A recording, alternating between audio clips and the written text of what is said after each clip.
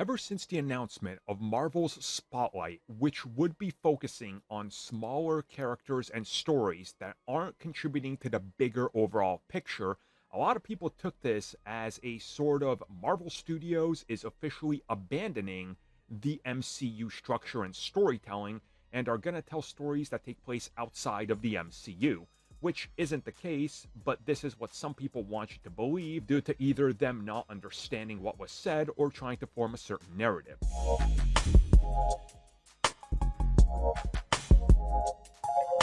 Okay, so here I'm going to talk about exactly what Marvel Studios said about the whole Marvel Spotlight banner. So what they officially said is that Marvel Studios' brand new banner, Marvel Spotlight, is a brand new subcategory for upcoming MCU projects.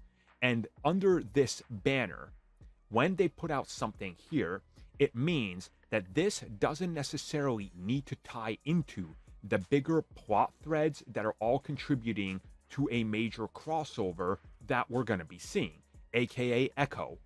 Her story is independent to what comes next, right? She is a factor in the Marvel Cinematic Universe, but you're not going to be forced to watch this to understand everything that's going on. And you're not going to miss a crucial piece of info if you don't watch it. So this is essentially the same thing that they did with the Netflix side of things, and Runaways, and Cloak and Dagger, and Agents of S.H.I.E.L.D. If you miss pieces of it, you don't need them to matter in the bigger scheme of what they're doing. But if you watch it, it enhances the universe. So if you really think about what they're saying here, we're more or less getting a Marvel Knights banner, because per what they said, this is going to be a more street side of things, a side that's kind of different, that goes in a different direction, that has its own stakes. So again, I'm kind of looking at this as a Marvel's Defenders-like situation. And the fact that they're saying that it's going to be these characters that are a little bit more out there on the periphery of the MCU, I think is all you need to know.